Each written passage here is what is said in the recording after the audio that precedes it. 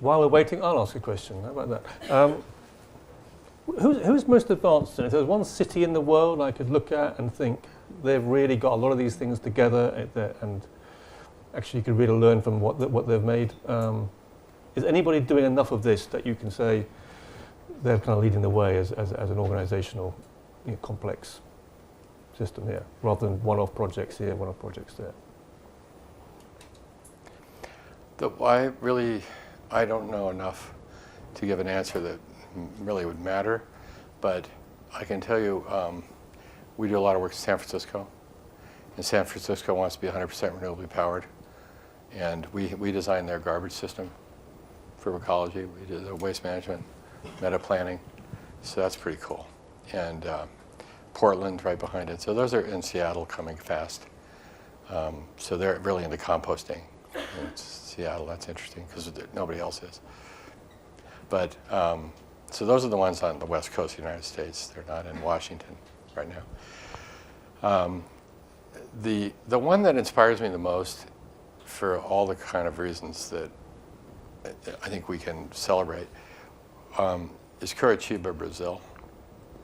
I just find Curitiba to be so beautiful, because if you really look at what happened there and the stories of just how they behave, it's about loving children. And it's like when you have a problem, and how do you solve it? Love the children. I mean, really, I'm not kidding.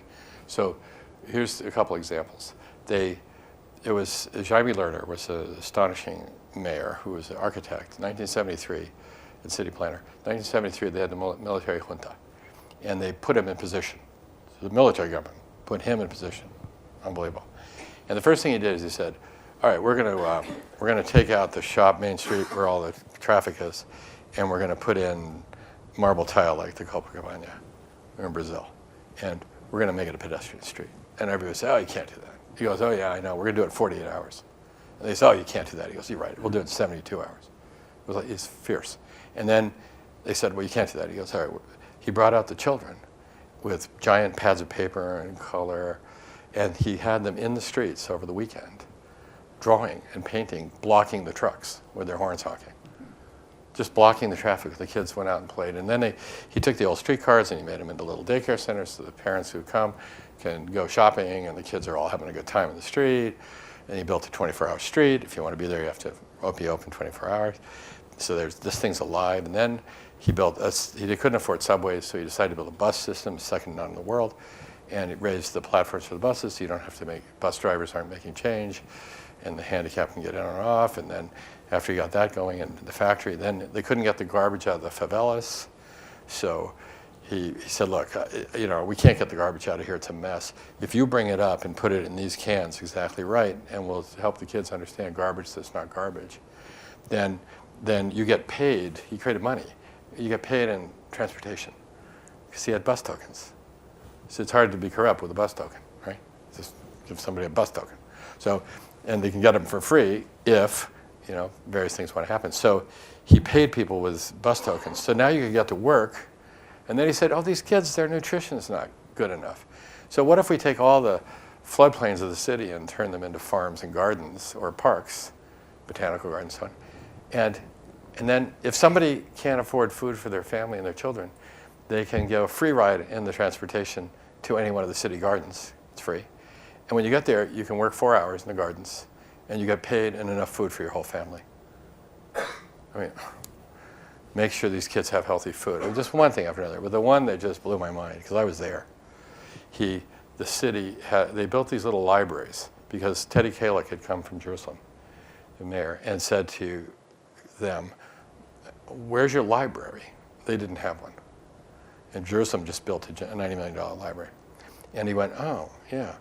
But he said, we don't need a library in the middle of our city. The kids can't get there. Why don't we take the budget, divide it up, and make the libraries within 12-minute walking distance of every child? So that's what they did. So they built 48 libraries, built by local builders, they're house size. And the city put a little lighthouse in front. They're really cute. Pastel colors, a little glass room, really cool. And you go, oh yeah, library. And then the volunteer sits there and makes sure the kids are safe. And then the kids, who can all get there by foot, if they drop off a cigarette butt or whatever, they get all their books they need for school that are printed on the city's recycled paper.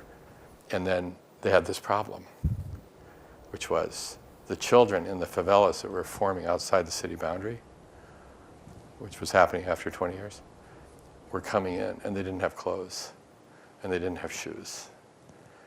And they were coming in to use the libraries. Because what Jaime had done, he said, why give libraries? And this is 1994, first time. 94, the World Wide Web had just started, okay? Had just been thought out. And he said, we're going to give all the kids access to the World Wide Web. That's where we're going to start in 94. Because they want to be a doctor, they're going to want to know the latest information. Why would they go to a mausoleum for books downtown when they can find out what's going on? So he gave all the children of Curitiba access to the World Wide Web in 1994. That's amazing. Anyway, so these other little kids were coming in, and their parents were complaining that these children were using the library and their parents didn't pay taxes. Can you imagine? So he came in with the mayor, he was the governor then, and I was in the room, and they went, and they were listening to these parents, and they were listening to these neighbors, and they were thinking about these kids, and they went, okay, so obviously, there's only one answer to this. We have to build libraries for these children. We're just going to build libraries for all these kids, so they have libraries too. And they went, what are you talking about? You know, our tax money, we're going to put these libraries out? He goes, of course we are. He said, listen, when you start to love the children, you have to love all the children. Because if you don't love these children will grow up. And if the city doesn't love these children, they will grow up to hate the city. And if they grow up to hate the city, they will come and destroy the city. And don't we see that playing out? You know, so this notion of getting right there and not messing with this thing, we cannot create intergenerational remote tyrannies because we'll have people revolting because it's not fair. So Curitiba. Good. Yeah.